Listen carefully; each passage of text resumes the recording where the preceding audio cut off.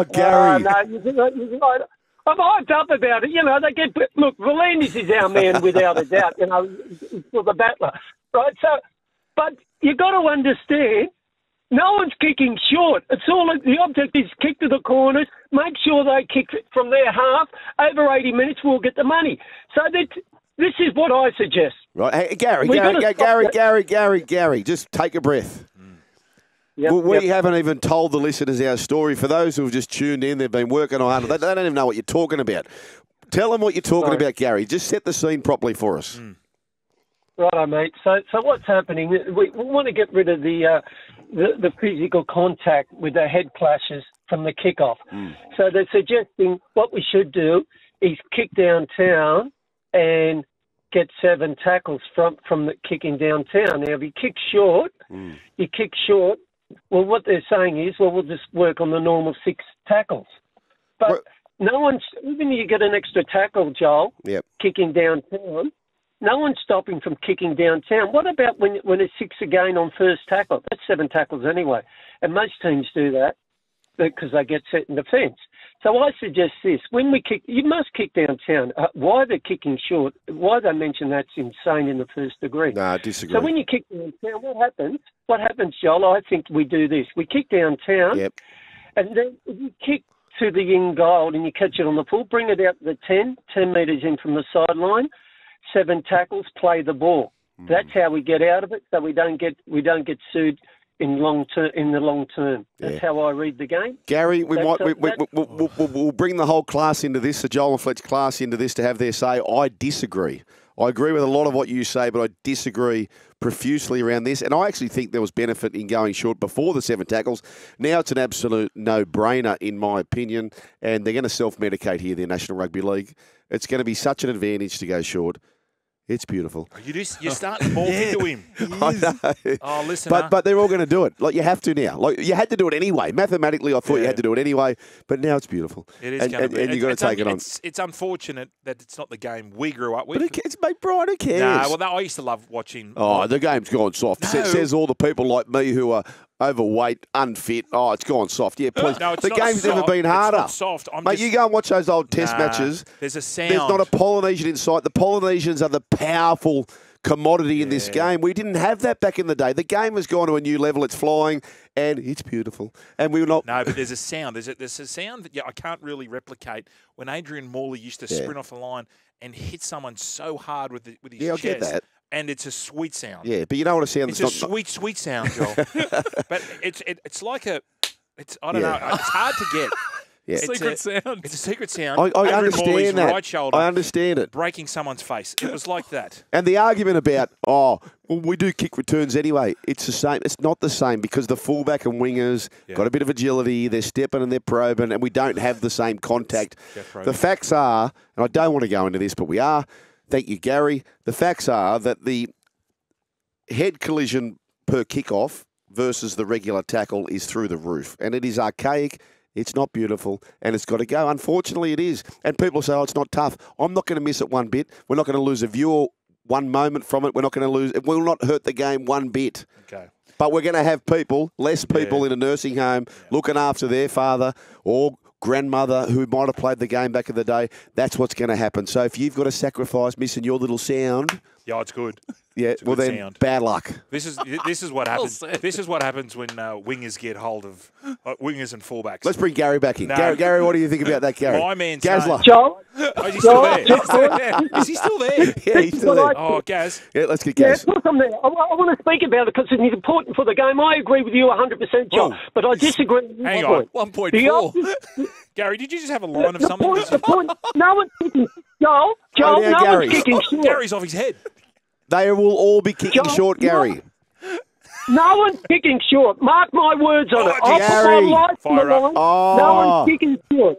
No one's kicking short. Crow him, and get him a post-it note. He said no one's kicking it short. Post-it note for Gary. You're on the board, Gary, for the Crow file. All right, Gary, you're allowed to come on after the news if you can name this bloke with the 19-inch penis. You've got to do your own research. I was in the middle of a story, and then you hijacked my story by talking about... But you can redeem yourself, Gary. If you've got jumper leads, feel free to swing by North Sydney. That'd be greatly appreciated. Let's go to Wayne from Wahroonga. G'day, Wayne. G'day, gents. Joel, I agree with you 100%, mate. You can't just have people running 40 metres apart, full speed, smashing into each other. The risk is too high for the NRL. Correct. And the analogy I'll use is car racing is all about speed. That's the most important thing. But the speed got too dangerous, so at Bathurst they put a kink in Conrod Straight. Nobody stopped watching. It was just a case of it was too fast for the drivers, so they had to do something about it. This is the same principle for the guys playing the sport. Wayne, every Monday, right? So every Monday in the role that I have, I've got to treat myself like a coach. I pretty much sit there and watch every moment of the weekend. And I watch all the replays, and sometimes if I'm rushed for time, I watch the highlights. Every highlights package starts with the stupid kickoff, just the first kickoff of the match. And every time I watch this, I'm going, why are they showing this stupid kickoff? It's such a waste of time. It cost me 8 seconds, 10 seconds. It's beautiful. And we're going to lose nothing, Wayne. We're going to lose nothing. The game will not be fractured at all by it. And everyone's just going, oh, yeah, that's not tough like I used to do. Oh, please. The game's never been tougher, Brian. Do you agree with that part?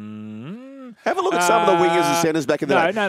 Mate, back in the day. I'll say this. Oh, the man. game's never been quicker. I don't know about tougher. But you hear old players saying, oh, yeah, back in our day, like, you was getting paid all this money, sucking it. It was more violent back in the day. You got to admit that. Violence. Oh, violent. Yeah, Well, it was a lot more violent. It was nowhere near as tough as it is today. I know, but that's what Training was nowhere near as tough as it is today. agree. None of that was. It's so fictitious about the old days were harder and tougher. It is bullshit. Well, it was more violent. You can't. On tell the me occasion, it was more violent. On the occasion, yeah. Have you not watched Origins from the '80s when I'd rush home and turn it on, waiting for a stink from the first scrum? Yeah, but it's a stink. Whoop-de-doo, mate. These days they are going crack, and mate, they train. Back in those days when we played, mate, they smash each other for 10 months a year. It is so much harder today. Yeah. The old, back in our day it was tough. He's a load of shit. 1300 01 1170. Let's go to Kellyville. Dave's there. G'day, Dave. Hey guys, how you going? You there? We're here, brother. We're here, Dave. We're just not used to someone being so sort of quiet and really relaxed. That's all. The most predictable part of NRL is the kickoff, right? They kick it to the 5'8", who pass it to the forward, who gets 15 or 20 metres out every single time. Correct. So I don't know why they don't make a contestable kick, but try and do it so it lands around that 20-metre mark and have people there to contest it. So everything's contestable and you lose that contact, but still don't lose the territory if you don't get the ball back. Chromie tourist. Yeah, Dave makes a good point. Chromie. Running out of post-it notes. Dave, I'll tell you what you're going to see. No one's raised it, but it's beautiful. They're going to start hammering low kicks to land just inside the 20 and it skates across. So you're still going to get that. If you want to go that long kick, you're going to have to drill it low because if it goes on the full of the 20, that's a 7-tackle set. That's what they're proposing, right? Past the 20-metre line. That's right. Yep. So you're going to see people drilling it. Yeah. Drilling it instead into the 20 instead of it going on the full, and then they'll still have that carry back. What am I writing on the post-it note? Just put it on Gary's post-it note. Yeah, put on Gary's. What do you reckon about that, Dave? Yeah, the one thing rugby union's got over league is the kickoff. You don't know where it's going to go. They change it up. Sorry, mate. Dave, you're going so well. Is that the new AFL? Oh, he's going so well. Well, you put AFL and rugby union in the same box. Okay, I'm going to the Blue Mountains, Blacksland. Jeff's there. Jeffrey, good afternoon.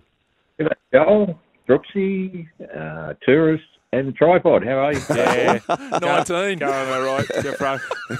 Oh, you got the weights going. I know that much. Look, this is something you guys could help make happen, actually. At the moment, when a player gets assessed for a concussion, it's referred to as a head injury assessment.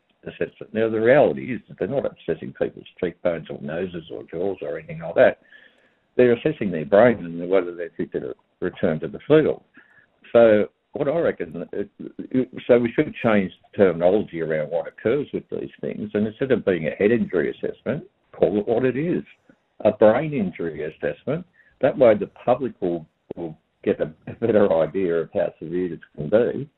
And I don't mind what rules are changed as long as something's changed. But I definitely think they should start calling it what it is. It's a brain injury assessment. The BIA should be BAU, says our man Jeff from Blacksland. No, I'll tell you what, that does add a little bit more importance to it, Jeff. I don't disagree with that. Can I run this past you? Yeah. You know how it's come out, it was saying there was some measurement, it was 3.46% of head injuries or HIAs are coming from the kickoff. Are we saying that's the attacker or the defender? Because I'm just thinking about when Kohler in that semi-final, was it a semi-final? Yeah, I think it was, against the Chooks when he went to Jared. Yep. He went low. Yep. And he got hammered because he ran into it. Are we saying it's both attacking and defence? I think so, yeah. Right. I think it's all part of that. But what would you say majority is? I'd say majority is the attacker. Yes, I think so too. Like running the ball back, like Lindsay Collins. So Moses Sully was defending Anzac Day, wasn't he? Moses was a defender. Who was the Canterbury? There was one at Shark Park. Canterbury player, forward. Far Masuli. Yeah, but no, he ran into Cameron McGuinness, an old leprosy face. He was fine. Yeah, it was the other kid. That's right. So I'm just wondering, I understand it the way it's going. I'm only jesting with you. It will go. Oh, the kickoff's it has to go, Brian. But what I'm saying is, I think we've got to put more importance, because at the moment they're saying, you got to defend. You got to protect the guy with the ball. The guys that are defending also have to learn to get their body position right as well. Okay, if you wanted to keep the kickoff, so they're only floating this. Yeah. If we said, okay, you can go long, but you can only have eight defenders go down. Well, yes. No, but honestly, if that was a substitution to it, yeah. Because the reality is it's less populated, right? So would you prefer that, whatever that number is, 8 defenders? You're not going to have that same collision, are you? I just wish that they were mooting this rule that if you went low, you'd get an extra couple of seconds to hold the player down. This was when I was back playing. Yeah. Because they were trying to get the 3-man tackle out. This was before the concussion stuff coming out. But you make great tackles around the legs, and the referees are saying move, move, move. So there is probably no motivation to hit at the ribs because you get the quick play of the ball and stuff. So if we were to change this kickoff rule, could we discuss that? Maybe you got to hit around the waist, or you can't go high, but you can. You know what I'm saying? Yeah, you can still get, but then you've got the danger of the defender as well, because he gets down low, and if he loses his eyes, he doesn't know where the defender is stepping. What about if all the forward? I mean, there's a million ways you could do it, but and I've often thought about this anyway. If the fullback catches the ball, which they don't, they get the half to be there, but the fullback should actually be there, or the wingers, because they do most of the catching anyway. Save the pass and just take it off. Would you be less advantaged by someone quick? If Dylan Edwards took every kick reception, would Penrith be less advantaged than giving it to a front rower? Probably not. If he just caught the ball and did what he does off a kick reception, would they be any less advantaged? They wouldn't be, would Probably they? Not. No. No.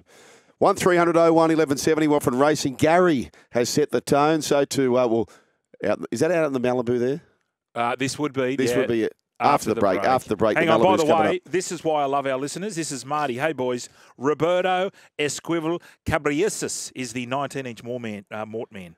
He's from Mexico. REC. But he's fake. He was using weights to extend. How much has the David weight assisted him? Well, if he's not performance enhancing, is he what? He's gone from 7 to 19. On the fake? On the fake. Ooh, okay. Just quickly, so if you've got an afro, how tall are you? It's your lemon spread. Exactly. Exactly. Yeah. Well, in Fletch lives 6'4", 6'4" with afro. 6'8". By the way, too, for those tuning in yesterday, we had Sats and the Rat, and I have started Sats' recommendation of what was the show he tipped us? The Jackal. Oh, the Jackal. Jackal. Day of the Jackal. Day of the Jackal. Good. Is it good? Very good. Jackals, they're like hyenas, are they? They prey on the weak? Well, who's preying on us like a hyena, and that's the tourist. He's saying, break, Sorry, break, break. longest first segment. Oh, it's been a great first segment. Enough. Okay, see